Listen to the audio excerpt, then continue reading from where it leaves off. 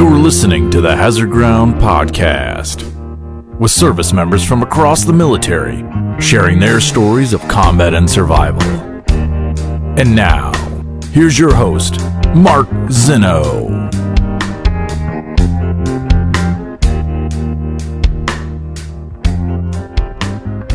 Welcome into the Hazard Ground Podcast. As always, we appreciate you joining us each and every week. Before we get to this week's guest, an actual self-suggestion with quite the incredible story and a dynamic career that spans the weirdest of all places that you'd put together. We'll get to him in just a moment, but our normal announcements, as always, don't forget about our promotion with Amazon. Go to our website, hazardground.com, and click on the Amazon button at the bottom of the homepage or under the sponsors tab. It redirects you to Amazon. You do all your normal Amazon shopping. We'll get a percentage of what you guys spend. Then we'll donate a percentage of that back to some of the great charities and organizations you've heard featured here on the Hazard Ground as well. Follow us on all the social media sites, Facebook, Twitter, and Instagram at Hazard Ground Podcast as well. Please continue to leave us Apple reviews. So important. We give you these reminders every single week, and I know you guys probably fast forward through them, but just in case we're hitting some of our newer audience, we'd really love your support with some Apple reviews. Give us 5 stars. Tell us why you love the show and certainly help grow this Hazard Ground community. All right, this week's guest, again, a self-suggestion, which we love. Please, guys, if you have a story you want to share with us, send an email to producer@hazardground.com, and we would love to tell your story. But this is an individual who spent 26 years in the U.S. Army, retired as a lieutenant colonel, spending time on both the enlisted and the officer side. Multiple combat deployments, including places like Panama, the Gulf War, obviously Iraq and Afghanistan, but also was part of the LA riots and the federal force called up there back in the early 90s. He also worked as a staff secretary for the Office of the Vice President, worked for Hillary Clinton as well throughout his career, all this stuff in uniform. He's a double cancer survivor, which is amazing. He's currently an environmental law attorney and as well putting together veterans advocacy groups that involve alpacas. Go figure this out, guys. This is an amazing individual. He's Jaime Martinez joining us here on the Hazard Ground. We were talking before the show, the LA riots. I'm like, wait a minute. I was young when that happened. Not like infant young, but I was, single digits, teenager, preteen kind of and I remember it on the news. I just don't remember all the intricacies of it, but nonetheless. And somehow between double cancer diagnosis, you managed to get a law degree. So unreal stuff there, Jaime. But again, start back at the beginning for me. 26 years in the infantry. How and why'd you get in the Army?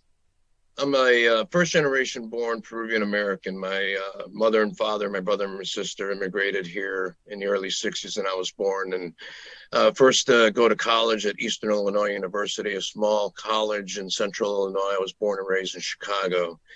And I quickly realized that I had an affinity to strong organization and leadership. I learned that as a Boy Scout, and as an Eagle Scout, a Scout camp counselor. And I arrived on campus 17, turning 18 by myself, and started noticing that there was quite a few folks walking around on campus in uniform, Army uniforms. I got interested in, kind of what they were up to. And by the spring of 1987, I thought, okay, let me see what this ROTC stuff is all about. So I started and enrolled in ROTC, and by the spring of 84, I knew that I wanted to serve on active duty. I ended up enlisting in the National Guard as an infantryman. The Alpha Company, 2nd of the 130th Infantry, which was right up the road in Mattoon, Illinois. And I went to basic training that summer. Now, I was about 5'7", 145 going into college. I came out of basic, at my current height and weight, and got really involved in everything that campus offered, and was actively working in the, National Guard billet, as well as going through ROTC. Being the first to graduate, having my family come up after I graduated and was commissioned active duty infantry, I ended up having an alcohol-related incident within that week of celebrating. The ROTC program went ahead and disenrolled me. The date of effectiveness was before the West Point commissioning, so they chose to disenroll me. I was ashamed. I was embarrassed of what had happened.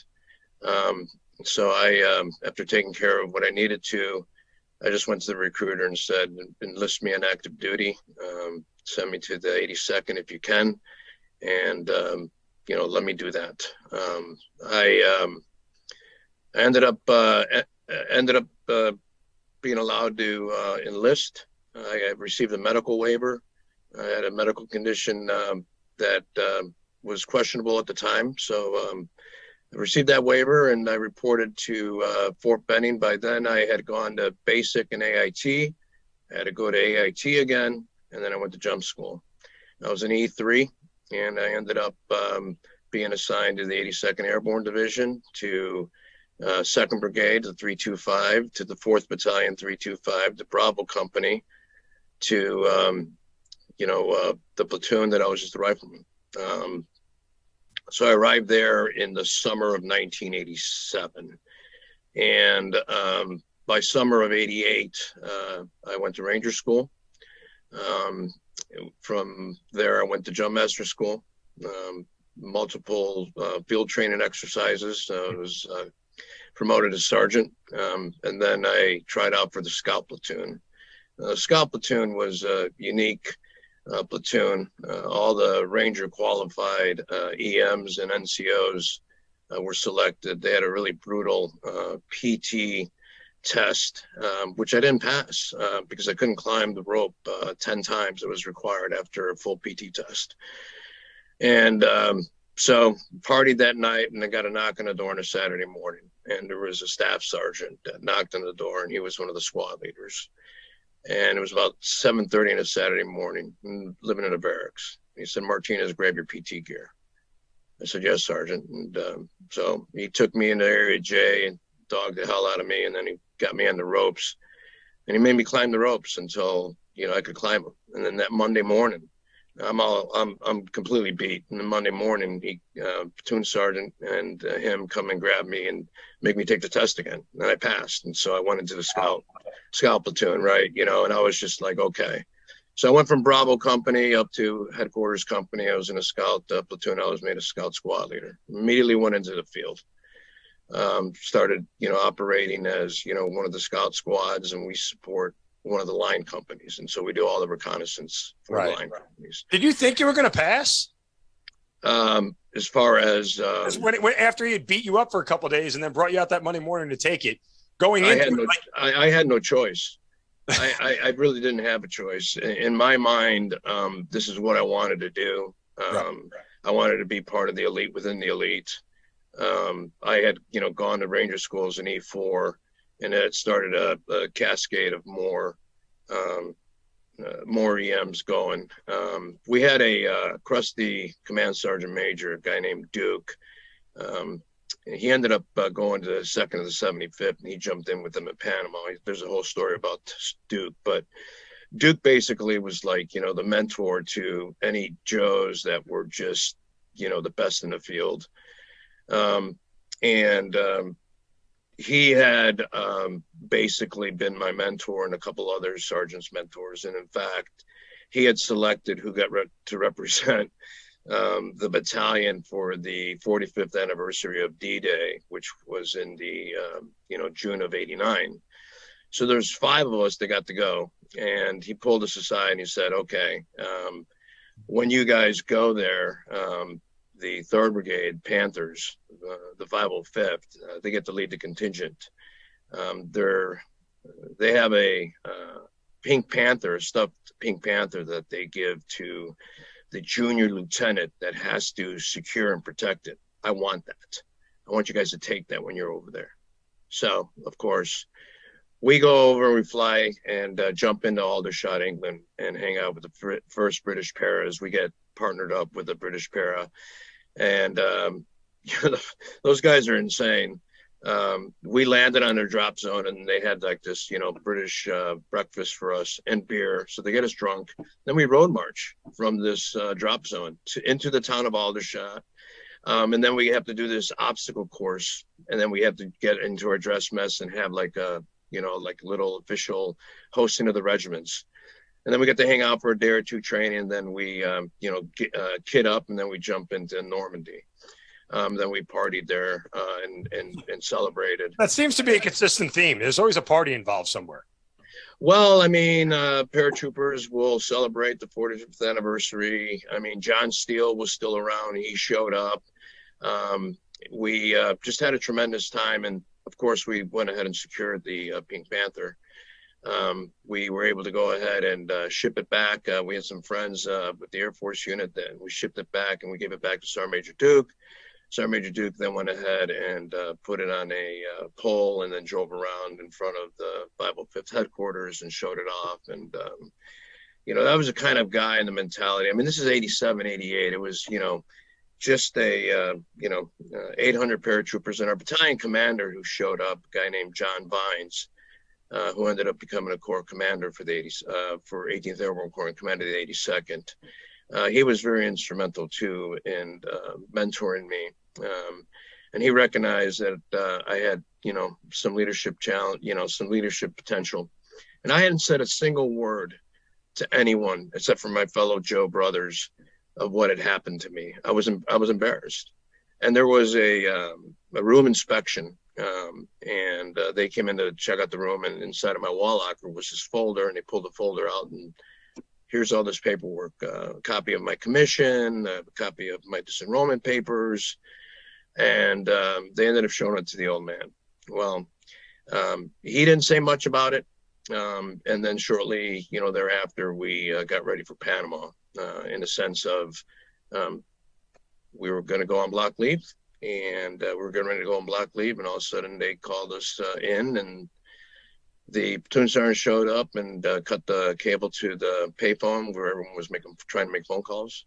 MP showed up and wrapped the building up in concertina wire, bag and baggage. It was interesting. Our rucksacks for DRF status, for Division Ready Force status, we always had a laundry bag in our mat flap, but we didn't know what it was for. And they're like, it's just in case we get deployed. And then we had ammunition cards, these little 3x5 cards that laid out what you're going to be assigned, what your basic load, how many laws you're going to get, grenades, smoke grenades, etc. So we get on the rocks, and they're like, all right, pull your laundry bag out, and they issued us our card. We're like, okay, this is real. We got on the cattle trucks, got escorted down a green ramp. I ran into the platoon leader, and he's like, okay, all the squad leaders together. And we went ahead and started planning right there on the spot. We took those laundry bags and got in line, and then they just started filling up with everything we were going to need. And then we were like, okay, no matter how heavy our rucks were during training or whatever, this is the real deal. Right. And so I don't know if you want me to go on about Panama, but I can. No, that's where I wanted to go next. I mean, listen, it's one of those military engagements that not a lot of people got to take part in. There are only a select few units that got to take part in it. We've told the story a couple of times about it through several other guests on the show, but I'd love to hear your perspective. What was your role? What was your mission? What were you told going in? All of that. Sure. So 4th of the 325 was not on the DRF 1, 2, or 3. So 9 battalions, 1 through 9. Each number designates a different readiness status. But because the 1st Brigade had one of its battalions already in Panama under the guise of Joint Operation Training Center, they needed another battalion. And because we were on a support cycle, we were short one company. And one of our companies was at the old Joint Readiness Training Center is Op 4 at Fort Chaffee, Arkansas. And so we ended up having to bring in a company from 1st to the 505th to round out our whole component. So we had 3 line companies, our Delta company, and then our headquarters company, mortar platoon, a scout platoon. I was a squad leader, and I had a squad that was operationally assigned to Alpha Company, one of the line companies. And so we were going to do whatever their recon mission requirements were for their their task and their purpose. That was our mission. And we got alerted early on the 19th. And by the evening, we had gone through our troop leading procedures. We had done our packing. We started rigging, and an ice storm came in. Now, there were supposed to be a total of 20 C-141s that were going to stag departure leave from Green Ramp at Fort Bragg with a TOT time on target of approximately 1:30 a.m. on the 20th. The drop zone for us was the international airport. Now, there's a civilian side of the international airport in Panama City, and then Tucumán Military Airport. We were supposed to land shortly after the airfield would be secured by one of the Ranger battalions, and then marshal and get to our rally points, and then do a helicopter insertion to go approximately 15 to 18 miles due east to Fort Cimarron. Fort Cimarron was due east, just east of the Picaro Bridge. And Fort Cimarron was where the Battalion 2000, which was the Panamanian Defense Force, they had V-150s and V-300 motorized vehicles with heavy machine guns. And upon being alerted, we suspected they would be moving to some high ground and be able to interdict the drop zone. So it was really important for us to land secure, get on our UH-60s and get to the objective and prevent that from happening. Our squad mission was to be inserted and then do reconnaissance. For Alpha Company was going to be the assault company for taking down Fort Cimarron and securing it. So we load up on the planes, and with this ice storm, they need to get the icer machines in to de-ice the wings. And so instead of having the aircraft fly in sequence, it's interrupted. And so we're not able to go ahead and get the number of aircraft out, but the decision is still to go with the time on target between 2 and 5 a.m. Now, a 1:30 time on target allows for the A2C2 to open up and allow for rotary wing to come in. Because of the staggered arrival of aircraft from the 82nd with its paratroopers and the soft resistance on the civilian side of the airport, and more so on the military side of the airport, there was some confusion as to how it was that we're going to actually be able to go ahead and secure the drop zone. But the decision was made. And so because I needed to be at the front end, or my squad needed to be at the front of the drop zone, when the doors open up, the first guys out are going to be at the lead edge of the drop zone. And then by the time I get out of the aircraft with my squad, I'm going to be on the front end of the drop zone. That's in theory. So we get up and the doors open up, and we're dropping to about 500 to 600 feet AGL. Normally you jump at about 1,000 to 1,200 feet AGL. Right. But we're going to jump at 500. 1, less time in the air. 2, get on the ground quicker, right? And depending on which aircraft and who you talk to and what they saw, and I'll leave that at that, there was still some, small arms engagement going on, and there was tracer fire being fired, and some planes were, actioned on and others were. What I recall is that the plane started banking away and the red light went on, and I was about, 5, my whole squad was still left to exit. And there was 2 other paratroopers behind me, and we just kept pushing right past the safety who was trying to hold us from, and the AJ from trying to exit. We were getting off the plane no matter what. Oh, wow. So we got out, and because of the way it banked, I was nowhere near the drop zone. In fact, I landed to the southeast on the other side of the perimeter fence in a swamp.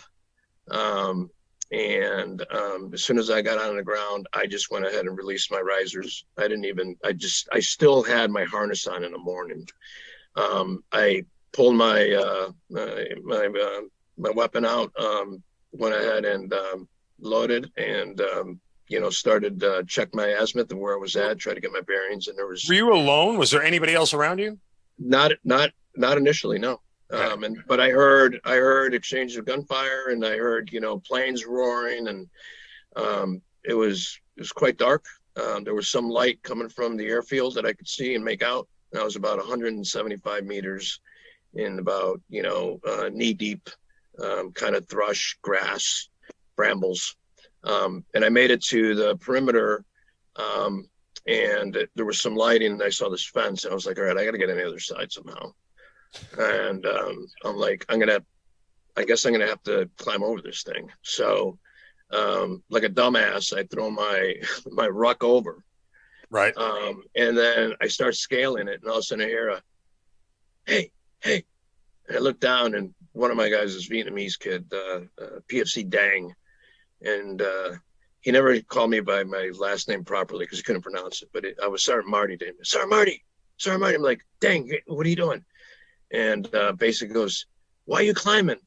I say, I got to get over. And he goes, that's what we got bayonets for.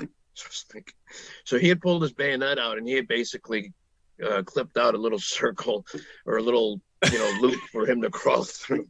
And now I'm hanging over this fence, caught up on my LBE, and there's a bunch of shit going on. And I'm like, all right, this is great.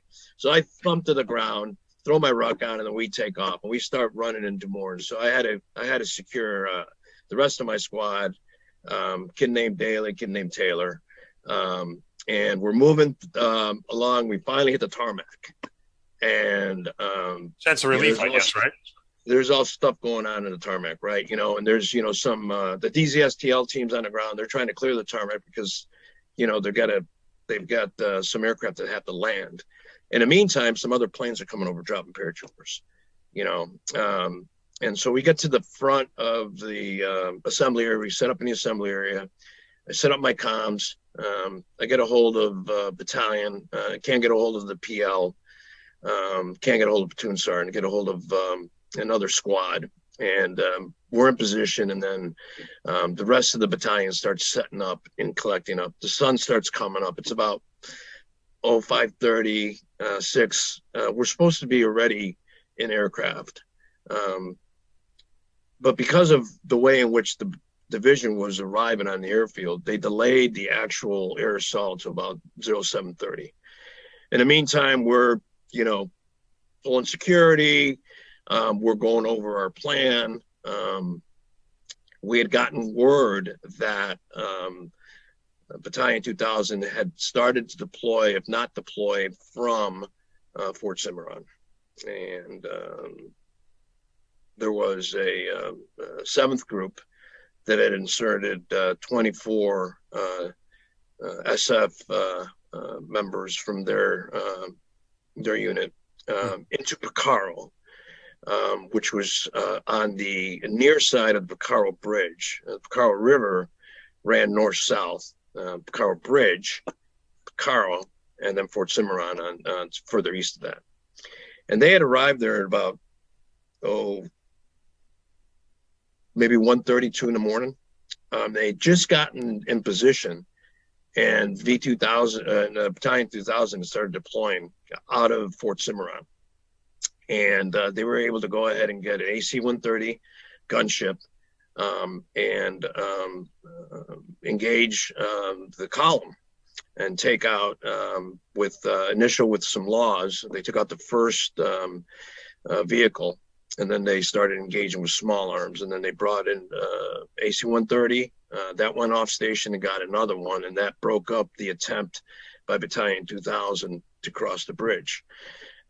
They fled from their position. They returned back to post. We got some intel that said, okay, they tried to cross the bridge. It didn't happen. We can expect stiffer resistance when we come into the Fort Cimarron. Birds arrived. There's 12 Black Hawks. The plan is to go ahead and do 2 sorties. We're going to go ahead and get on these aircraft. Well, luckily we rehearsed at the Green Ramp. We took the seats out of a UH-60, and we rehearsed getting in the UH-60 without any seats. Never did it in training, never did it at all. And all we were going to have was the straps with doors open and the gunners. Birds land, no seats. We get on. We throw our rucks on, we get on, straps on, and we're just hanging on, all pointing our weapons out, low, nap of the earth. And my old first sergeant from Bravo Company, great American, Willie West, he's smoking a cigar, sitting on his pal, and he's like, "This is like Vietnam." And we're like, "Oh no, what the hell did we just get ourselves into?" You know, if Willie's looking worried, we got to be worried, right? You know. And then he just looks over and he goes, "Do what you need to do." And the plane land, or the helicopter lands, and they just basically throw us off. You know, not very tactical, but we've got to go to our insertion point, and then we ruck up and we move out.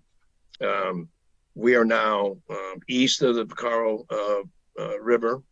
The other two scout squads, one goes north, one goes center, one goes south. I got the center spot.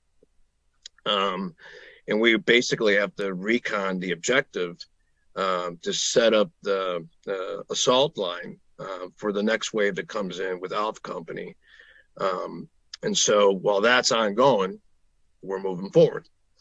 And we're trying to figure out where the objective's at, and, cover and concealment.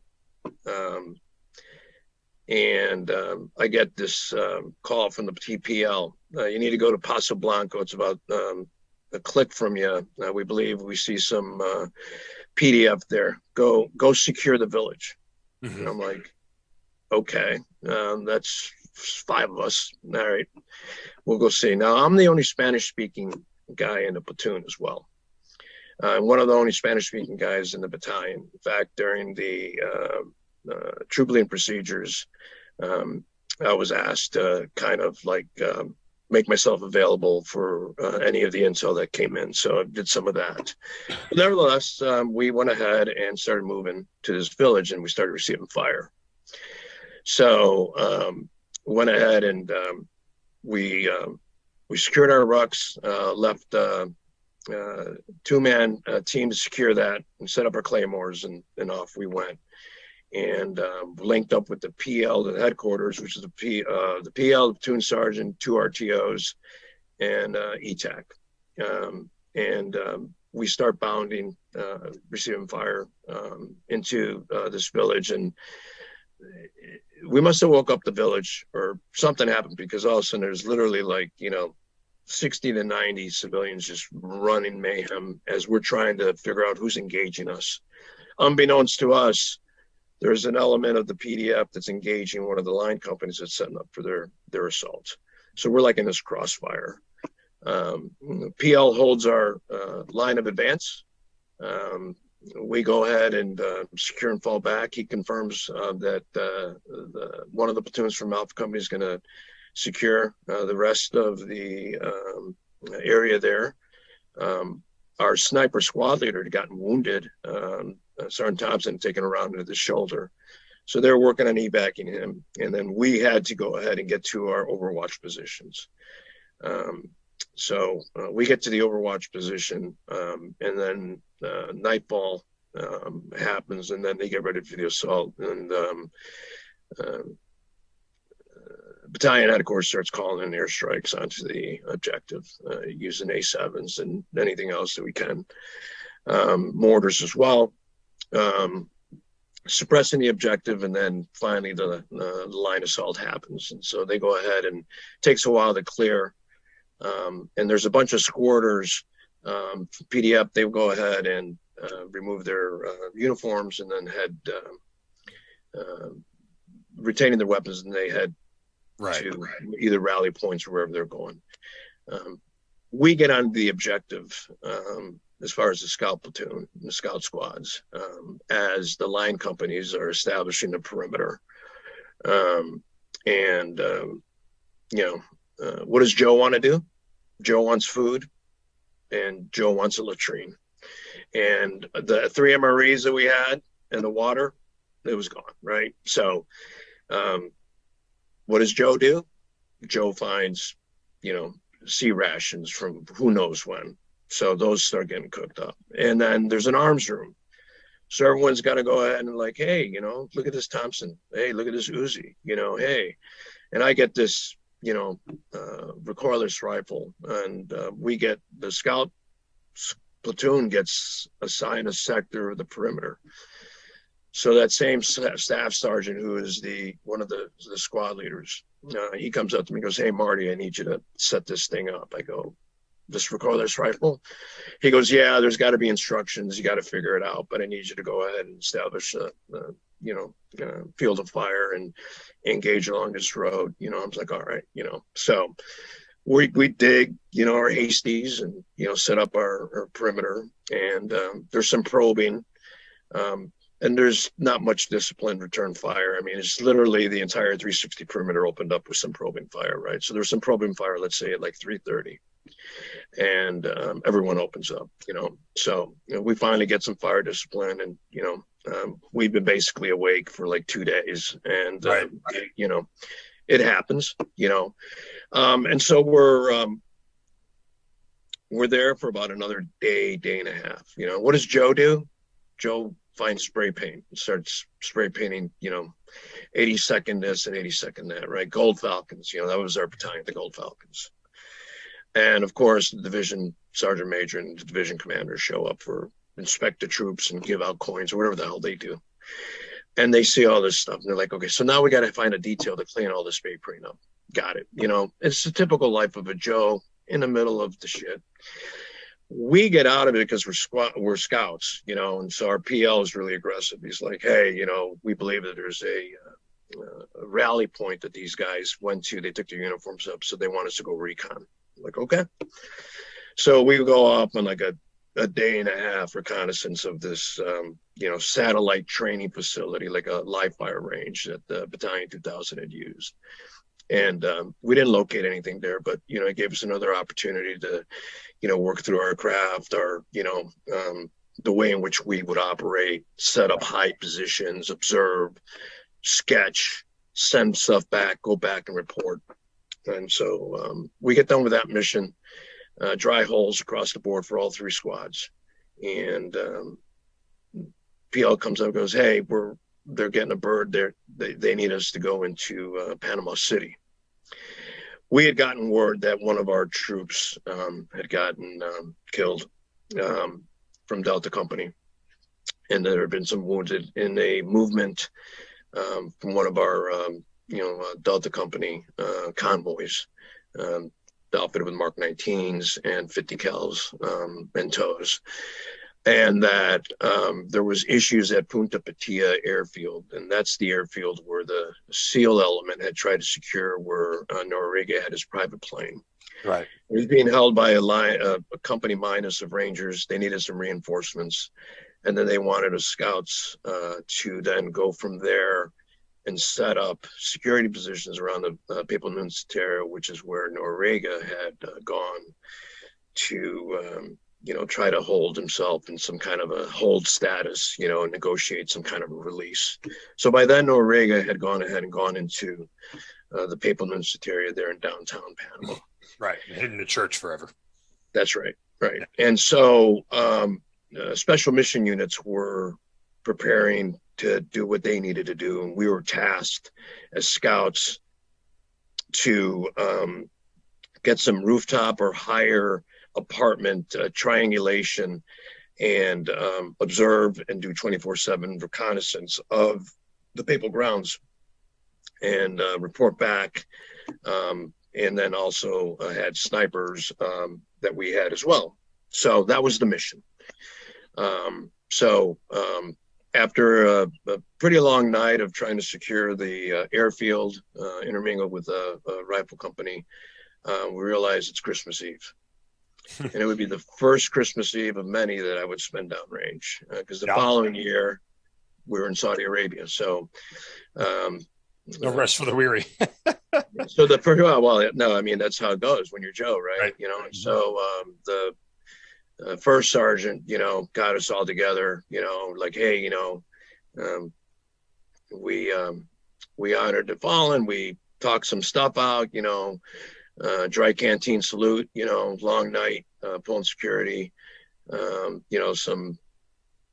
some shots were, engaging us here and there, no active targets to take down. And it was kind of this weird dance because, we're with one of these line company minuses from the Ranger Regiment, and, the 75th and 82nd, I mean, that's how it goes, right?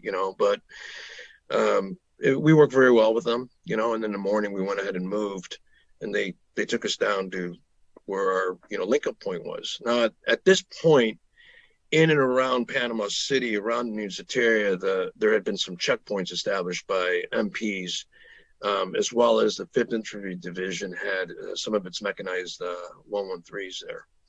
So there was a bridge, there was some high-rise apartments and stuff. I spoke Spanish. Platoon sergeant, platoon leader said, "Hey, can you negotiate some of these? We don't just want to kick some doors down. We need to go and get these 3 buildings secure." I said, "Okay. Let's see what I can do," and so we go and we trying to find, whoever's running, these large, residential buildings, these high rises. And all of a sudden there's this crowd by this hotel, and this guy walks out, and it's, it's Roberto Duran, the boxer. And he comes up to me and he's like, "Does anyone here speak Spanish? ¿Quién habla español?" And I'm like, yeah, hablo español. And he's like, "I need help getting my family out from behind the security checkpoint, and we think that there's a threat over there. Can you help?" And I'm like, "You're Roberto Duran. No puedes más, right?" So he's like, "Yeah." And I'm like, "Absolutely. Sure." So I call up, they're like, "Yeah." So I call the TOC, and one of the TOC sergeants, a guy named Sergeant First Class Thornton, who was in another line company but didn't get a chance to go to the Op 4, ended up jumping in, and he got hosed and had to go support 24/7 ops in a TOC. So I call up, and it's like Thornton. I'm like, "Hey, I'm on the ground here with Roberto Duran." He goes, "Whoa, bub, you talking Roberto Duran?" I'm like, "Yeah, Roberto Duran." He goes, "I'll be right down." I'm like, "Okay." So he comes screaming down, I don't know where the hell the TOC's at, parking lot or whatever. He comes over, goes, "Where's Roberto Duran?" And he comes up and he starts like shadow boxing with Roberto Duran. And he's like, and Roberto Duran takes off his shirt. He's like, this is world champion. He gives it to Thornton, and then Thornton goes to me, goes, "Get him what he needs." I'm like, "Okay." I go, "Hey, Roberto, I will go take care of this, but I need 3 buildings that are going to be around this one location. I need an apartment on each of them looking in these directions." I'm sketching this out on a little 3x5 car, and he goes, "No hay problema, hermano, sí." So we go ahead down the street, get past the 5th ID, go past, find his family, bring him back across. They all hug and everything, and then they leave, great. And then he comes back about a half hour later. He goes, "Okay, let's go." So we go to these 3 buildings, and, there is the platoon, each squad, we go up, and he goes and knocks on the door, talks to them, they exit the apartment, 1 squad into each apartment. We're triangulated. Yep. And then for the next 3 or 4 days, we got the best Panamanian food from Roberto and from all these people. Yeah. And they were doing our Joe was really happy. Yeah, no, it was crazy, and Thornton's just wearing his t-shirt, like, right. Roberto Duran, he's like doing his boxing stuff, and I think Thornton coached, I think, the boxing team for the brigade or whatever. But so we're doing that, and we're basically pulling surveillance, and there's all this kind of rumor mill, and they're going to assault, and they're going to, the smoke screen, the rock and roll music starts, and eventually there's a negotiated, release, Right. Yeah. And it all ended rather peacefully, all things considered. I mean, we took 23 American casualties, but all things considered, it was a fairly, relatively uneventful skirmish for the most part in the big picture of things. Yeah, absolutely. But for, graduating from college and the conditions that happened, and, right. Working, and being part of that, and one of the things that I've talked about later on in veteran advocacy is, when you're a young trooper that is in an elite unit that has, a high readiness value set and ethos, you kind of are on a higher state of alert the rest of your life for the most part, and you have to figure out how to work through that. Sure. And we ended up handing off the 7th Infantry Division. We get back, we got to turn on all the ammo. We think we're going to air land. No, we got to jump back into Bragg. We're like, we're going to jump into Bragg after all that? What if we get hurt on the jump? Typical Joe stuff, right? We jump in. It was amazing. And we go back to, training. Life, right? Yeah. Right. Yeah. So, training, and I wanted to ask you real quick, through all this, obviously you make the transition to officer. Timeline wise, when does that happen? Does that happen before the Gulf War, which is a year later? Probably not, right? No, what happens is by August of 90, so we jump in 89, December 89, we come back in January of 90, we go right in. John Vines didn't mess around. I mean, we trained. We went right back into RTEPs. We pulled out the AAR of what we did and didn't do, right? And we went back out there.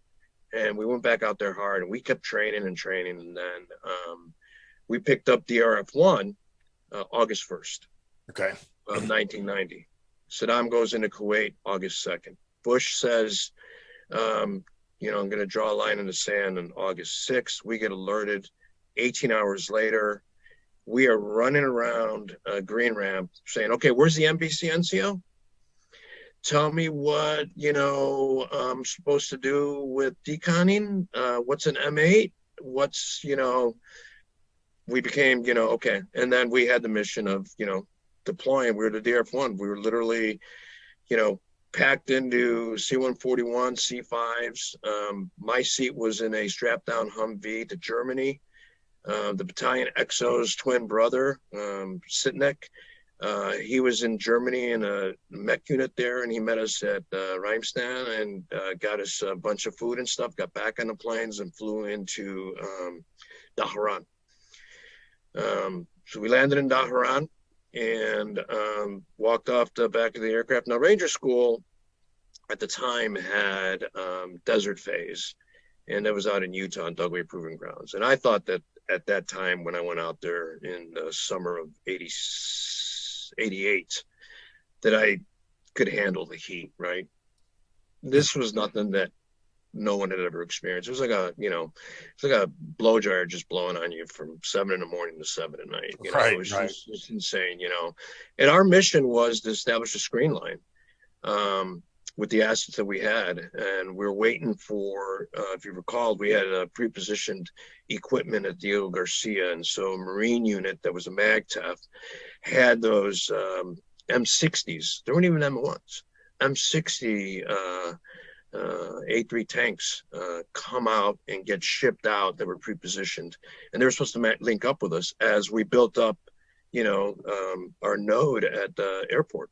And so the scouts, my squad, was told to get to this drop-off point as far as we could go and then move until we got into an established hide on a certain ridge line, and then, be prepared for some kind of, Iraqi mechanized unit to come into that portion of Saudi Arabia. That was what our mission was. We were supposed to establish a screen line, report back, and we immediately, ran into problems. As predictable. Communications and being able to have, battery resupply, our range effectiveness of our combo gear. We had to strap a 5-gallon jug of water under our rucks, and that quickly evaporated. And about the third night that we were in our hides, we heard some rumbling of tanks. We're like, oh no. Okay, right. Let's set up our TRP. Let's get this going. What's going to happen? And we ended up finding out that it was a Marine company of M60 tanks, a Marine Armor Company showed up. And we effected link up. We talked, and we started trading stuff immediately. We're like, okay, who's got dip, who's got MREs, whatever, batteries, and then they helped set up the line. We stayed out there for about another 3 or 4 days. And more heavy units showed up and expanded the perimeter a bit, and the threat level reduced somewhat. So we ended up going back to Dhahran, and then we went to this place called Al Jabail. we initially were like in this, cantonment area for about a week. We ate chicken every day, 3 times a day or 2 times a day. And we were out of MREs. And so it was just like, chicken in a DFAC and then like just walking around training in NBC gear. That's all we were worrying about. We weren't doing any live fires or whatever, I think we set up one range to go ahead and make sure that weapons were zeroed properly or whatever. But other than that, we're in a wait and hold. Then we got the word, okay, we're going to go actually establish a camp. Now, the 82nd had gone to, Champion, Maine, which was more established. Johnny Vines was like, no. And basically we got on these buses and jingle trucks and all the wheels, and we just drove into the desert. And when we got to this one point, he's like, all right, get out, like build your camp. And the engineer detachment that was with us went ahead and established berms and set up, concertina wire, entry point, and set up this camp. And it was Camp Gold. And it was not with the rest of the brigade. The other brigade minus, the other 2 battalions and all those assets were stuck on Champion, Maine. We were literally out on the middle of the desert. Yeah. Now, all of this is during technically Operation Desert Shield. What changes for you when you get to Desert Storm and the actual combat starts? Well, we have to take our lessons learned and figure out how to effectively provide reconnaissance support to our main force, right? So we do some extensive training and we figure out our TTPs. And so basically with 3 scout squads, we can only go about 7 kilometers technically to dig a hide at night and then hide during the day. And then the next night, the next squad passes up and then they go their 7 and then the next squad. And so we would just cherry loop like this and then just bounce our combo back, right? So we had to learn how to do all that. And all our high techniques and our navigation skills and everything, right? The 82nd gets paired up with the 6th French Light Armored Division and gets told that once the air war starts, that we're going to move by a C-130 and land a desert airfield called Hapra and be on the left flank of what we assume to be a left moving arc into Iraq. The Tap Line Road is about 9 to 10 kilometers off of the Iraqi Saudi border. Mm-hmm. And you got the 6th French, you got the 82nd, you got the 101st, you got the 24th. So that's the 18th Airborne Corps. And we're going to be matched with this armored unit. They don't have light infantry. So a New Jersey National Guard truck transportation unit with 5 tons is deployed to support us. And that's what's going to allow for the 82nd to follow suit once the breach is made. Now, what's the breach? In the area that we got set up, there's some high ground where the 45th Iraqi Division was set up. And it was this escarpment. It was about a 200-meter tall kind of cliff kind of thing with a leading road that kind of went up. Scouts, my squad, we were basically conducting reconnaissance into Iraq to proof the escarpment lane and to confirm what kind of overwatch and units were arrayed as we would have to use this escarpment. The entire division, the French, would have to go up this escarpment to get access and then be able to get on the road network up there and then move into Al Saman, which was further in. That was the objective initially for the French and 82nd. Right.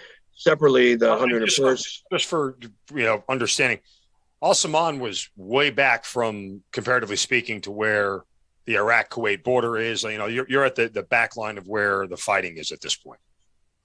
Well, we are getting ready to launch and transition from the air campaign to the ground phase. Right. Now we're talking from March 15th of 91 to March 22nd of 91. Our scout platoon and line companies were doing aggressive patrolling to confirm that we'd be able to safely get up through the escarpment, establish our line of attack, and then continue.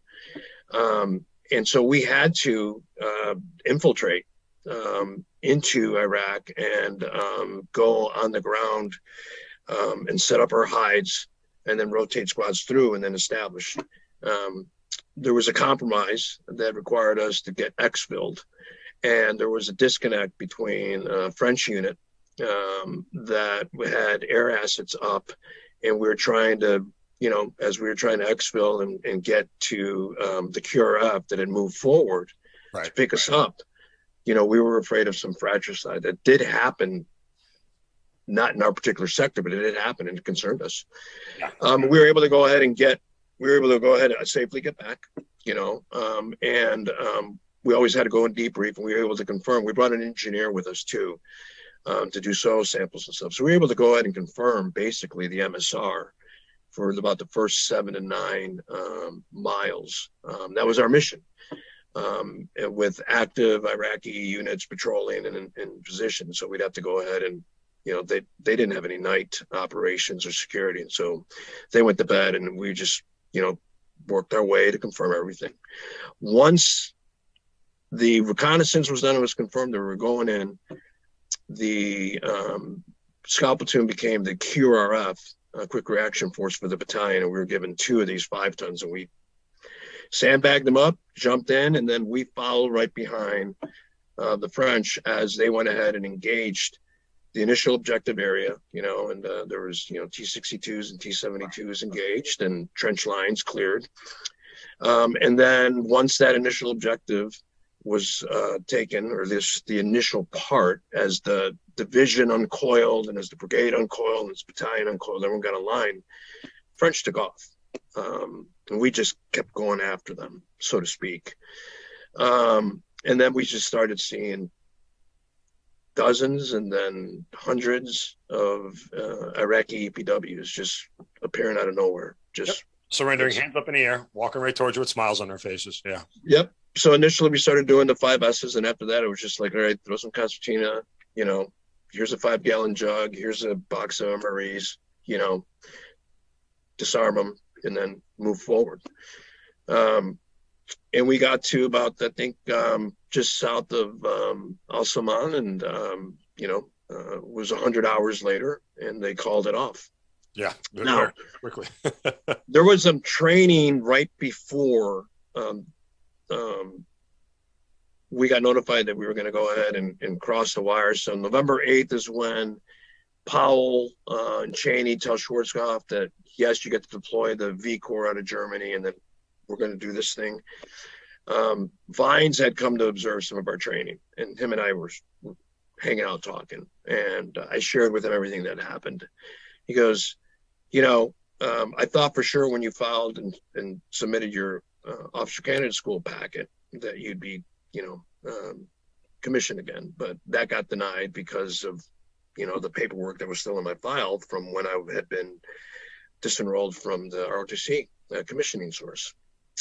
He goes, you need to write Senator Helms, and tell him what happened and see what happens. I said, okay. So I wrote a letter, wrote free mail on it, wrote it to Senator Helms, U.S. Senate, Washington, D.C., and off it went. I ended up getting a letter back after we redeployed from the Gulf.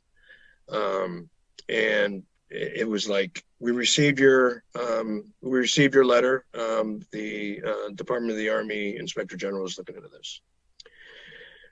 About 2 weeks after we got back in mid-April. I had an ETS of May 20th. So I was basically, 5 weeks out from ETSing. And I get a call, or someone runs up to my room and says, hey, Marty, you got a call downstairs at the CQ desk. I run down to the CQ desk. And it's the S1. He's like, get your ass up here to the battalion. Roger. I run up the battalion. And I see him, he goes, you have to go see this colonel in the Pentagon tomorrow to review your findings from your investigation that was made on your behalf. And I hear, hey, warrior, and I turn around and it's Fines, and he comes out and says, come in here. So I went in and he goes, all right, this is what's going on. He explains to me what had happened behind the scenes, that there had been a DA investigation done on second ROTC command to confirm why I had been erroneously disenrolled.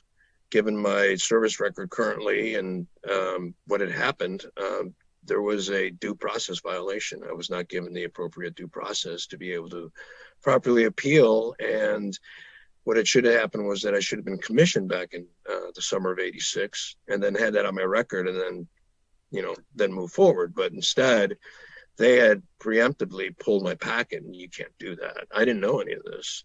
Mm-hmm.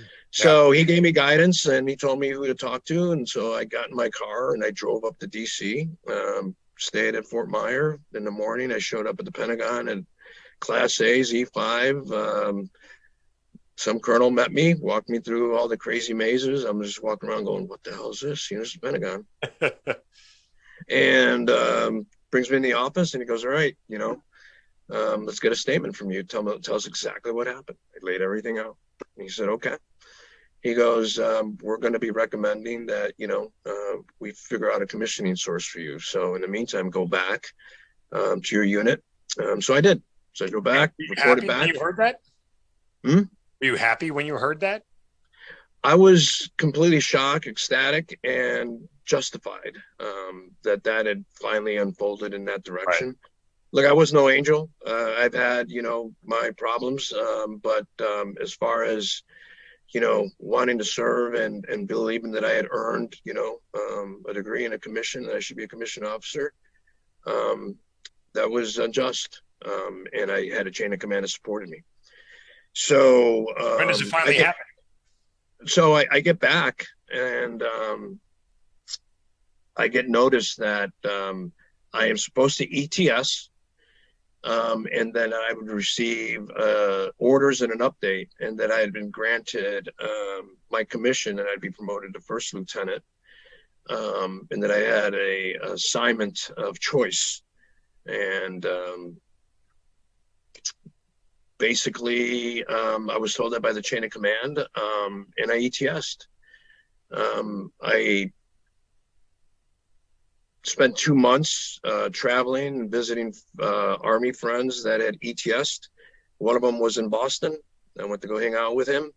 And he said, hey, you should go do some hiking, hang out in the Mount Washington area up in New Hampshire. So I ended up doing that, and I ended up working at Mount Washington Hotel and hiking, kind of processing what had happened to me and enjoying the calming influence of the White Mountains and hiking. And my dad, called the hotel. They got a hold of me. I talked to my dad. He goes, there's an envelope here. Hijo, hay un sobre acá. ¿Qué hago con esto? I'm like, Dad, open it up, please. So he opens up in his broken English and Spanish. He can't even really talk because he's just like brimming with pride. So he tells me, he's like, yeah, you're going to be commissioned. That's awesome. That's amazing. You don't often see that sort of swift justice in favor of anybody in the military. Yeah, so that was a commission, but also, backdated your rank and gave you first lieutenant right off the bat here and choice of assignment. This is, one of the more amazing things I've heard of. Well, I mean, it happened and, they found, an issue of discrimination and an issue of, erroneous disenrollment is what they called it. They had produced documents and added it to the file that weren't true or accurate. I didn't know anything about this, and it all came out in the investigation. Wow. And so, I received a direct commission. It was the only way that I could get a commissioning source. And instead of making me an 86 year group, they made me in 1989. It was 91. So now I'm a first lieutenant. I show up at Fort Benning. I don't have an ID. I don't have rank. I don't have a uniform. I get a hold of one of the former line company XOs who's a captain going to the infantry advanced course. He lets me crash in his couch. He loans me some money. I go to Ranger Joe's. I get a set of Class A's, and I report to 2nd of the 11th. And I show up with, first and second lieutenant rank in my hand and some orders. And they're like, who the hell are you? I'm like, okay. So they get a hold of my unit in the 82nd, and the battalion commander runs down. He goes, we are promoting this man immediately So I had this like impromptu ceremony right there with, a bunch of the cadre. And then they said, okay, you're going to start IOBC. You have orders of the 7th Infantry Division.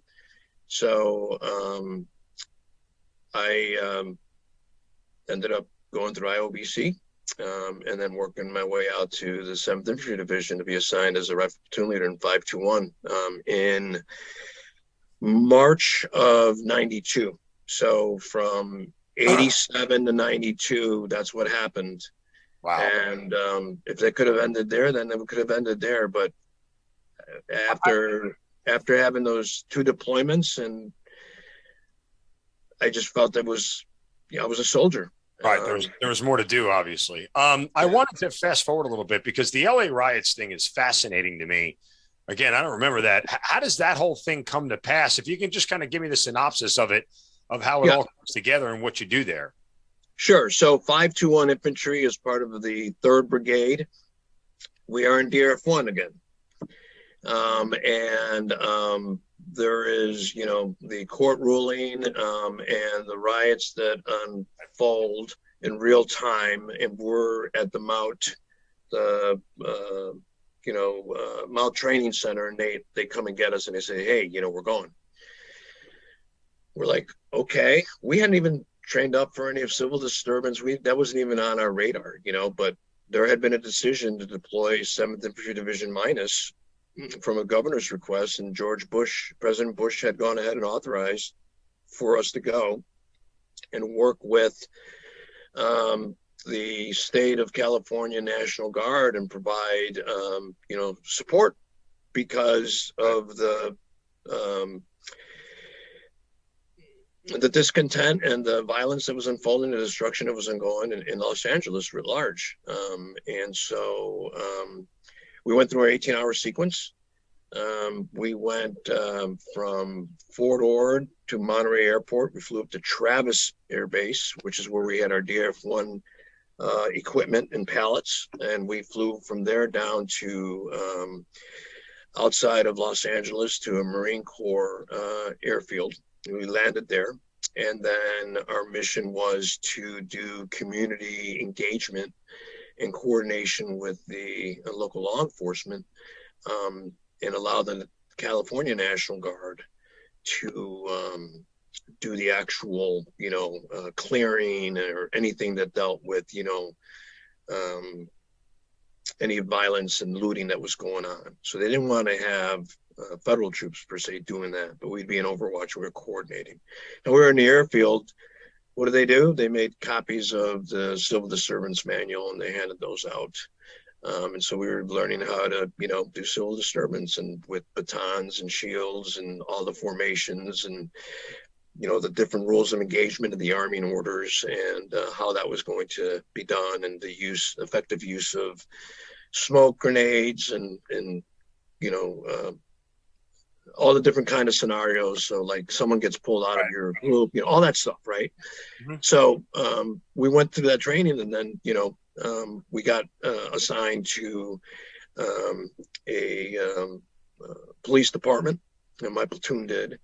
And then we had to go ahead and set up some patrols and do some community engagement. And after about 48 to 72 hours, things had calmed down and we could do our pullback from those particular locations. Now, this was a complete change in mindset. Right. Yeah. Yeah, the 7th Infantry Division had cohort units, so they'd get 800 enlistees to come in and get them through basic training and show them up and create a unit, and then bring in NCOs. And that was one of the battalion that I was in had that kind of construct. And there was a lot of West Coast recruits that made up that component. I had 2 soldiers that refused to go. They believed that they couldn't participate in that, and I had to go ahead and detain them, and that was a learning lesson on how that worked. It was a very difficult challenge to kind of get a warfighting, camouflaged up and doing what you're supposed to do as a light infantryman to no restraints on you. Yeah, don't touch anybody, don't hurt anybody, don't do anything. It's a exactly shift in mindset that it was a complete mindset. And then to see the destruction that happened, and listening to everything that was going on in the news, it was eye-opening. It definitely was. We came back from that, and because we were in DRF1, they went ahead and did some EDREs, and so we did some emergency deployment readiness exercises, and we went up to Yakima Training Center. Right. And I did straight on rifle platoon stuff at that time, and then I had gotten selected to be the scout platoon leader after that. So to this point, you've had 3 different, very, very different deployment experiences.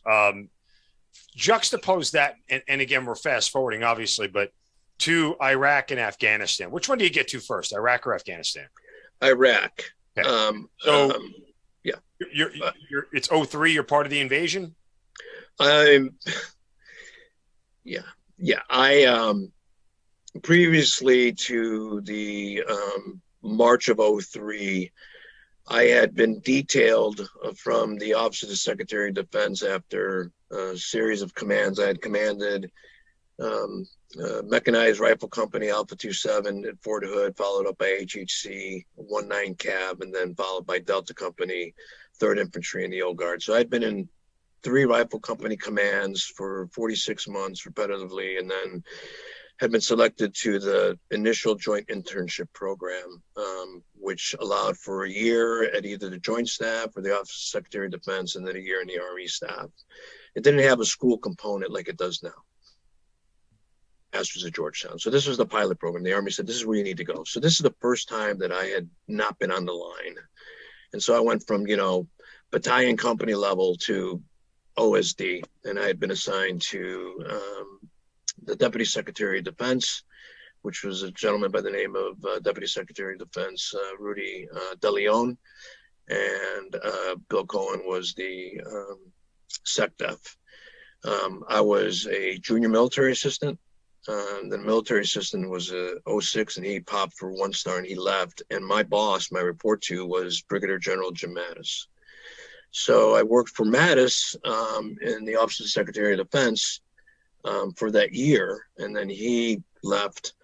And then in August of 01, I got detailed over to the Office of Vice President as a staff secretary in the national security component that he had within the Office of the Vice President. So I'm there in August of 01, 9/11 happens. I'm with him. Fast forward, we get ready for going into Iraq. The drum beat's going. Afghanistan starts in October of 01. I'm missing that. I've already been in DC for too long. I feel like I'm getting rusty. I'm going insane. I'm going nuts. And so I'm working, and prepping everything as we're getting ready to go into Iraq. And I have a conversation with the Chief of Staff, Scooter Libby. And he's like, what do you think is going to happen for you next? I'm like, to be quite honest, sir, I'd like to leave immediately. I believe that I could get in one of the deployable units and I could be of service.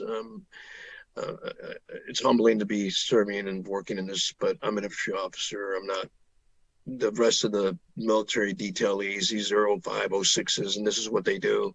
They're FAOs, etc. I just got sent over here because I had a high-end clearance. And, I want to leave.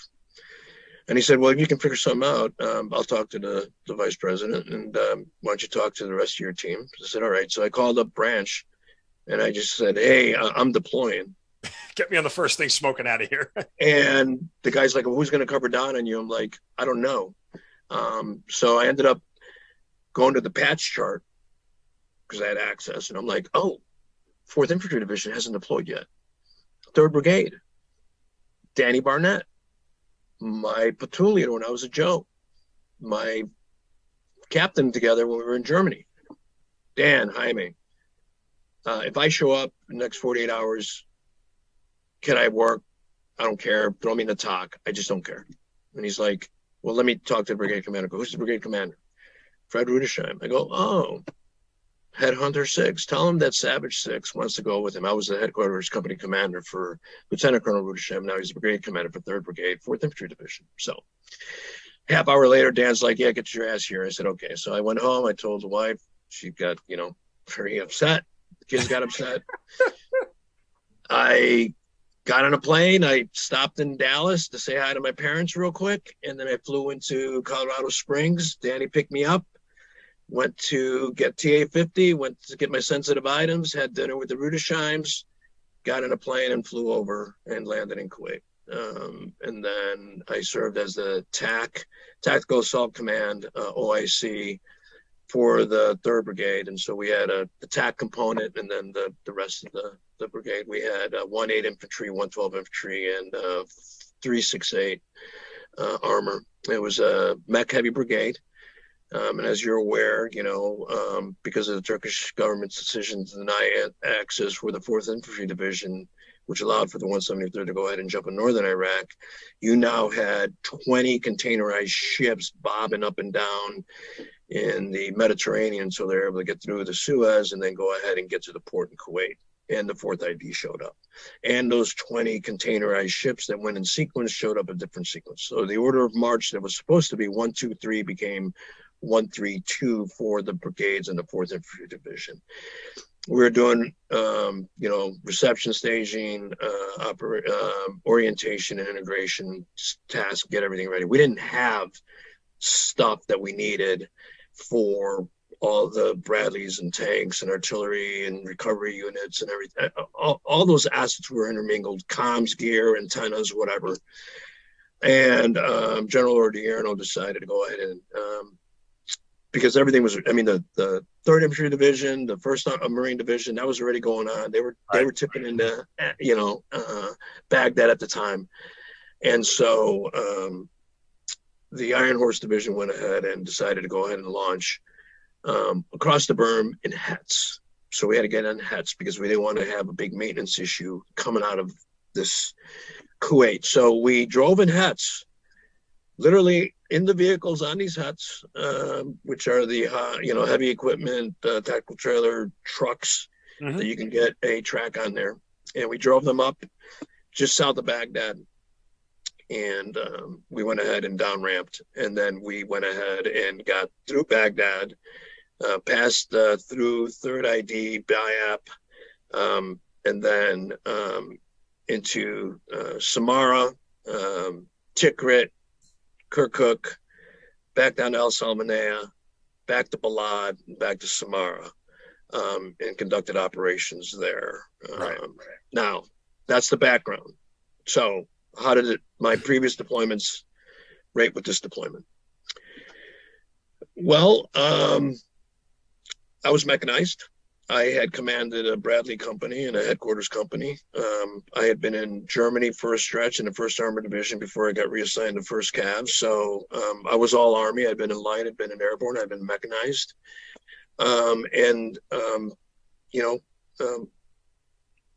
A brigade task force of that size can put some serious organized violence on the enemy. Yeah. And it was my job to help orchestrate that and keep the Tactical Assault Command monitoring a very fluid dynamic, because we were operating in an environment where, while major hostilities had ended, there were still inartful political decisions being made about the status of the Iraqi military and the status of political party participants. And so there was a really unfriendly environment, and a minority ethnic group had been in control for 30 years of a majority ethnic group. So the Sunnis had been in charge of the Shias, and all that came out. And we were operating in the ancestral home of the Ba'athist Party, as well as Saddam Hussein's family tribe out of Tikrit. And the 101st had gone north into Erbil. We'd put the 3rd ACR minus out into Ann Ambar. Marines had held into their area, and then we didn't know what the heck was going on in Baghdad proper. And we showed up in that environment by the end of April, end of April. And so we started conducting operations. And there were dozens of small villages and towns that we kind of liberated. Right. Where initially there was a lot of U.S. support and clapping and all sorts of stuff. Within 2 or 3 weeks, we could see that had changed.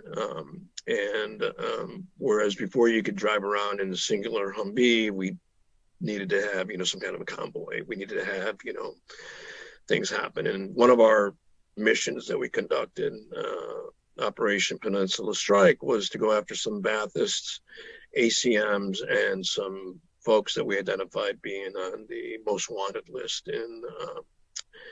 in this part of Balad, which is nearby north of Baghdad. So we conducted this operation. We had 3 7 Cav from the 3rd Infantry Division attached to us, and we had one of the battalions from the 173rd. And I knew a bunch of those folks. And so there was an engagement during this operation where a 7 to 9 man Iraqi element had engaged a platoon of M1A1 tanks, and he, tried to ambush them with some kind of pressure detonated and maybe an RPK and maybe an RPG. The tank platoon quickly killed all of them. And we showed up, and the villagers showed up, and we're sitting there with the brigade commander trying to talk to folks and identify everyone. They were all Syrians. This is in early May. First week of June of 2003. Right. And we're like, okay, so these guys thought they could take on a tank platoon.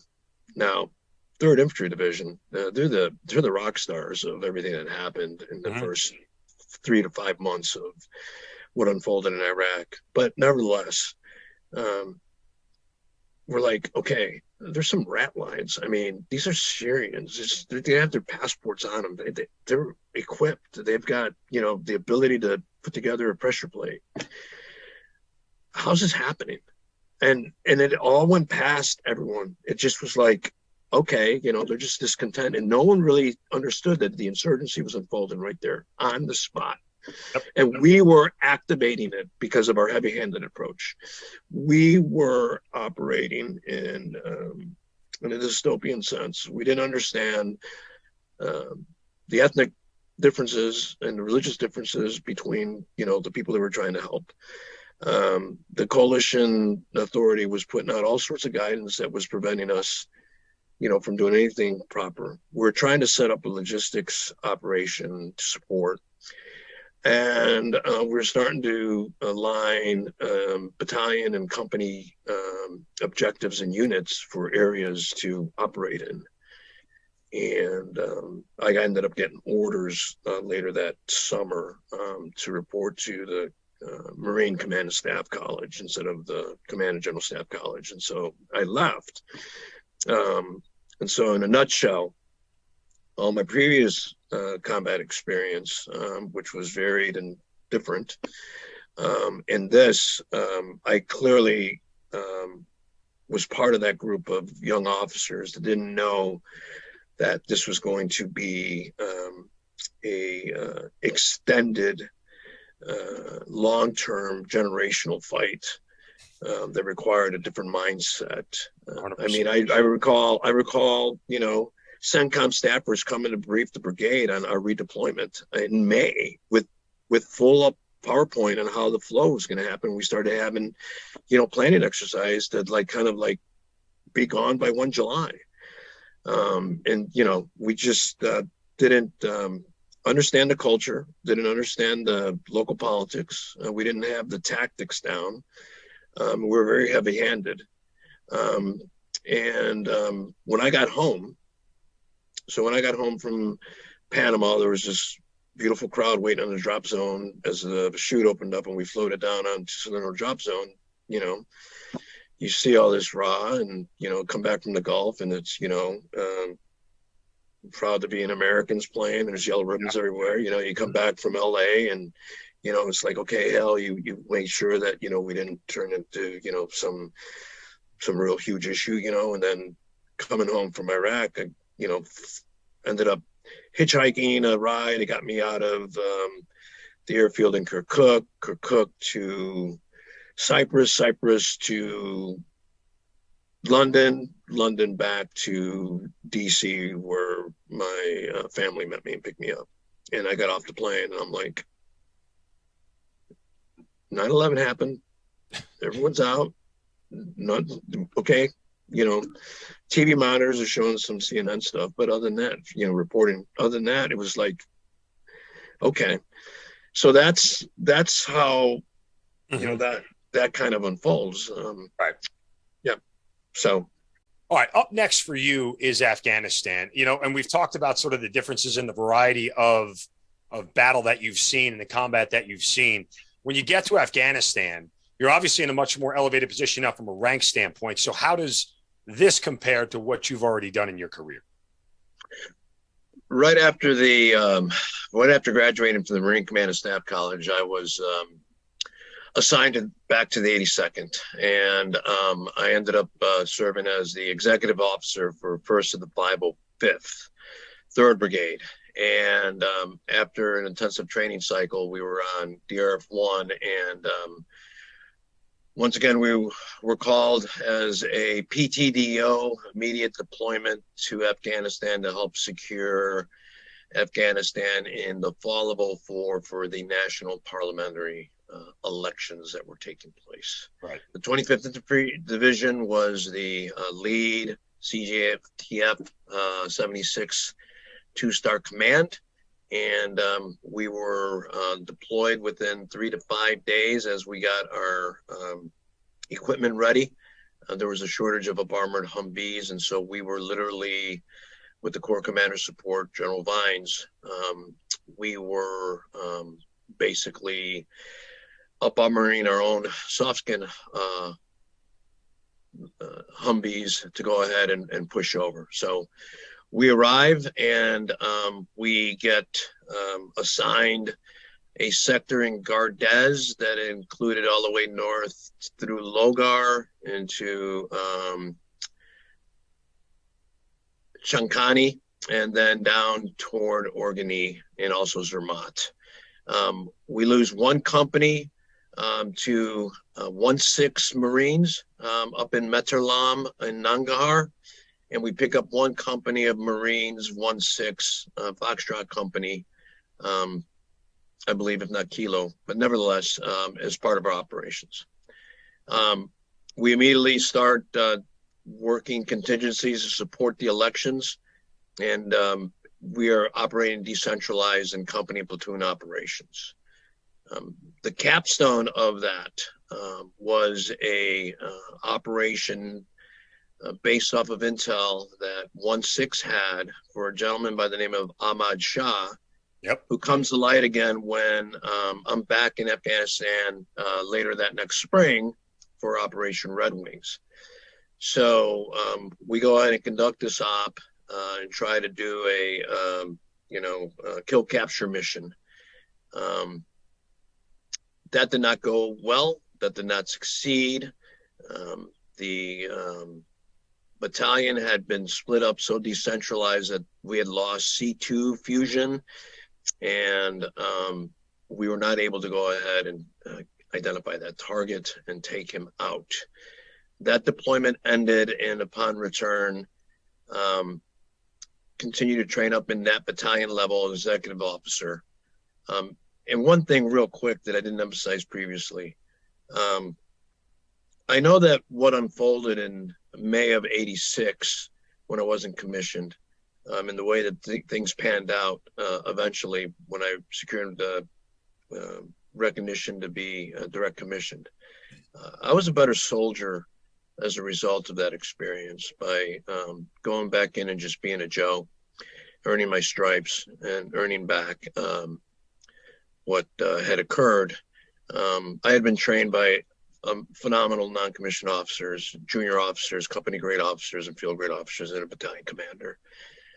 Those lessons learned both in my self-development and taking self-accountability for what I did, separate to the actions taken by leadership in our ROTC unit, that's on them, really baked itself over the years, so that by the time that I was back in my division, I didn't even bring my family down. I lived in my office on a cot. I worked continuously. All I cared about was readiness and deployment, and I knew we were going to get the call. So the call comes in, we go into Afghanistan, we perform well. And then in spring, I'm supposed to head up to the brigade to be the brigade XO, and then the division commander makes a determination that I need to go be the brigade XO for a deploying brigade, the 504th. So I deployed with the 325 as a Joe, and then 505 as a XO, and then 504th as a brigade XO. So I was just all paratrooper all the time. And I did not know the staff. I did not know the brigade commander. I had missed all of the training exercises. I basically had linked up and had flown over just as the main body went over. And we assumed command of Regional Command East. That included a Marine battalion. At that time, 3-3 was moving out and 2-3 was coming in. We had 8 provisional reconstruction teams. We had 17 FOBs as a brigade XO. We were quartered out of Coast, and we were in constant contact the entire deployment. I know they talk about how nothing was going on, etc., but the casualty rates and what we went through was very dynamic. It was before COIN, it was before any of the surge stuff, and so it was very challenging. And that's why this particular second deployment resonates with me now as I transitioned in the program that we can talk about shortly, on why Afghanistan has been so prevalent. Mainly because I think being with the vice president and in the White House on 9/11 and the war footing that we were on, my efforts to get back with troops, the Army's efforts to put me in these assignments in between operational deployments, this one was more personal for me, especially since we weren't able to go ahead and bag Shah, and then Operations Red Wings unfolds in the way that everyone knows it unfolds. This is a I'm sorry to cut you. For those who don't know, Operation Red Wings is the Mike Murphy, the lone survivor, the whole in 2005, June of 2005. Just for the reference that everybody understands what you're talking about when you say Operation Red Wings. So right, and as a reminder, 2-3 Marines, COA, they were take on to us throughout their entire deployment. We ended up having the tail end of 3-3, then 2-3, and then 1-3 later on during that year that we were there. And this was an 82nd 1st Brigade Combat Team overall mission that included the expansion of, the 3 lines of operations into Nuristan, and to try to prevent any of these cells to interdict in Nangarhar and Jabad Road. And that's what was happening. We deployed the TAC forward, and I just recall being on TAC set with my counterpart, the Brigade 3, and we're working through the compromise. We're trying to figure out how to bring assets, whether or not we can range there just south of Chitral, what the hell's going on the ground. And unbeknownst to us, there's a QRF that gets launched with the 2 CH-47s or the 46s that come out of Bagram and then go in. And then he's watching this feed, and then he tells, there's a silence. And the Merc chats in the brigade talk that I'm at go silent. And everyone turns up to where I'm at, and I'm talking to the 3, and he's like, one of the birds just went down. And it was dead silent. Yeah. And he said, one of the birds just went down. This is going to be an albatross around our necks. This is not going away. We are here. And they quickly changed into recovery, and then try to figure out how to work through the next few weeks. And then we launched Operation Whalers, which was an effort to go ahead and get Ahmad wounded, ends up in Pakistan, killed later. But we then committed our campaign operational plan to Nuristan, into the Kunar, into the Korangal, which then set the template for the 10th Mountain when they showed up. And Wes Morgan has a very good book out, recently that talks about how the Korangal and our actions and how it nested from '05 forward until we withdrew from the Korangal and the impact that had. Yeah. And that dominated our campaign plan. No matter what we were trying to do anywhere else, we can never recover from that. Let me ask you, just because, we're just past the 1-year anniversary of the fall of Afghanistan. How much did that resonate with you? How much of that, brought up, old feelings and old thoughts and everything else? I was approached at that time, both by media and friends, and I refused to comment, mainly because some of my very best friends have remained in service and are now senior leaders in the Army. They're senior leaders. And at the time, they were working through a very inartful operation to go ahead and do a withdrawal. And I have every bit of faith and confidence in their leadership and what America's sons and daughters that are in the Army under these men and women that I've worked for and worked with, or who worked for me at one point during their careers, and who were responsible for that. Now they're now leading divisions or corps or the infantry center or G1 of the Army. And these are talented, fierce, committed professionals. And so I took it as it was a political decision. It was a strategic decision. But as far as the operational, that's where I focused. And that's what I was watching. And I was trying to make sure and to understand what was going on. And it is a year later. And so, there is an epilogue. And we don't know where we're going to end up as far as the impact that's going to have. And that's why I've developed the program that I'm going to talk about in a little bit and why that meant to me. It kind of like was, the light switch that said, okay, I think I have the experience and the skill sets to do something to help this unique sector of the Army and the military and taking a different approach to mental health. Because I believe, because I believe the social contract has been broken. Well, yes. And we can talk about that in a bit, but as far as how I felt and all that, I refrained. It wasn't right for me to. And I believe that what ended up unfolding on the ground with General Donahue and his team it was quite amazing what they had to endure, and then having to suffer the losses right before at the gate. 13 American service members died, and everything that followed on. Everyone can throw all the political, stuff on the wall they want. They can stick, but at the end of the day, a unit commander was given a mission with limited resources and had to work under extraordinary circumstances, and was able to save as many Afghans and others when they could and how they could. And we should learn from that because we still live in a very dangerous place where people wake up every day and want to harm us. You've mentioned it a couple of times, what you've done post-career, what you're trying to do in reference to mental health and taking care of service members post-military career. So the floor is yours here. I started attending George Mason School of Law master's program to get a master's in law and economics when I was working in the Pentagon as a joint intern. That turned into pursuing a law degree, and I was in an evening program and working on that during the evenings.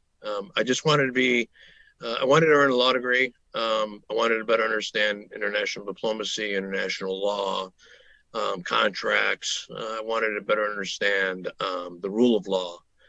And I never expected to practice. I was just going to graduate and continue to serve. And the night that I graduated from law school, in the afternoon in May of 2008. When I stood up to go receive my diploma as a JD after earning a master's in law and economics and then my law degree, my whole family is there. When I stood up, my motorboard had kind of shifted. I went to go address it and make sure that the thing was hanging. It was time for us. And I felt along my neck for whatever reason, and I had a golf ball size lump, just right there. Had not noticed it. It was there. And I kind of knew right there that I was very sick. Went through, if you looked at the photo of me receiving my degree, facing the camera, shaking the dean's hand, I looked like I was just one pissed off motherfucker, because I knew what was happening. Eventually I shared it with my family the next day, went to Walter Reed, and was diagnosed with 2 very aggressive cancers. They didn't know what to do. I went to go talk to the senior Army leadership, but it took about a week and a half, maybe 2 weeks to figure out after the biopsies and everything. And I remember at the time I was assigned to the Army staff, and I was running the legislative portfolio for the Undersecretary of the Army, waiting to take battalion command. And I was getting off of the red line or orange line. I can't remember which one, probably the orange line, from Walter Reed back into the Pentagon. And the doors open up and I look up, and it's retired Lieutenant General John Vines. He's holding a briefcase. He looks up, he sees me, and he goes, "Martinez." And I went over him, and he always had a habit of punching you in the chest and saying you're a great American. He punches me in the chest, and I just start crying. And he's like, "What's going on?" And I told him, and he's like, "I didn't commission you for you to give up. You're going to go command this battalion. You're going to fight this cancer. You're going to live. And that's what's going to happen." And he gave me a hug, and he got on the train. And I turned around, the doors closed, and he saluted. Wow. Now, how does that happen? In the grand world of everything, how does that happen? I don't know. But that did happen. And I kind of took that long escalator up. I don't know if you've ever been in the Pentagon down in the subway, but it's a long escalator. Yeah. And I went to go find my boss, who was a 2-star. And we went to go talk to the vice. And I gave him what was going on. And they said, "You need to command this battalion. You need to fight through this." So I did. So I ended up going to 4th Infantry to command a new MTO unit designed out of the 3rd Infantry Regiment, so that they had 1-3 Infantry and 4th Infantry. Activated that and fought a very aggressive treatment with surgery and chemo and radiation. And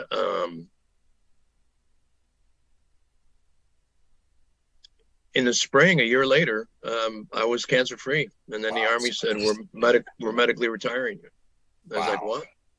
So, "Yeah, we're medically retiring you." I'm like, I'm about to start sending these packages that I've created, these unit packages in support of GWAT, and they're like, and anyway, I was medically retired. And so shipped the family home to Chicago. This is where we're from. And I joined them after getting released from Fort Belvoir Wounded Warrior. And life spiraled. On the outside, everything was fine. On the inside, I, was still thinking I was serving somehow. And I tried to get in the corporate world. It didn't work. I dusted off the JD, I passed the bar, became an attorney, couldn't get hired. So I just started working with the homeless veterans and homeless shelters, advocating for them. Eventually got picked up to help run a law school clinic for veterans, started teaching at the law school.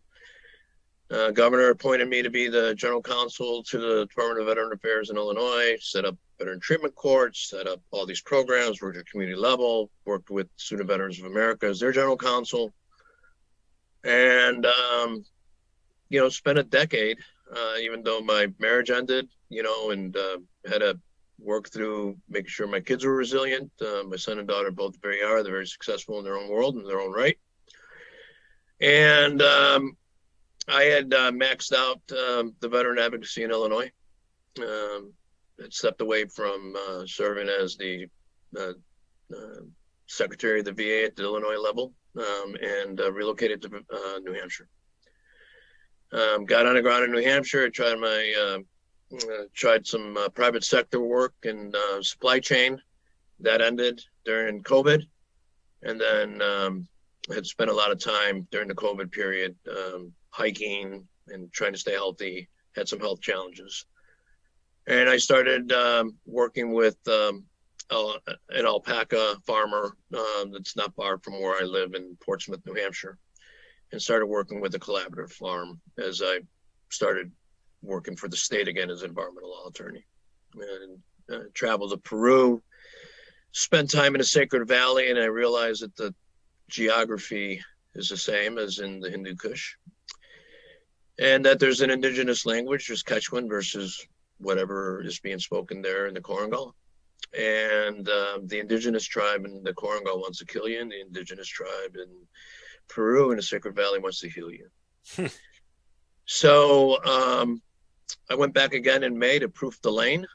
I went ahead and spent time doing some community projects with the indigenous communities, some agriculture work, and then started hanging out on the Inca Trail, got into Machu Picchu, came back to Cusco, figured out what my program should be, which is about a 12-day event for veterans that have experienced combat in the Korangal. Mm-hmm. So they're going to be screened and provided by a network of former battalion and brigade commanders who served in the Korangal.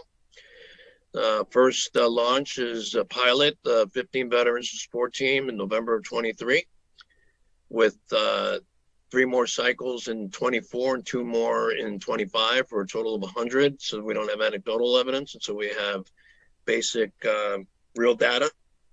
Intent is that the veteran, once he goes or she goes to the Sacred Valley and does their program, they come back. Let's say they go back to Oklahoma or California or Oregon or Florida. They're there, and they're tethered to the University of New Hampshire Department of Psychiatry and Psychology, and they're working through their mental health while they're at home.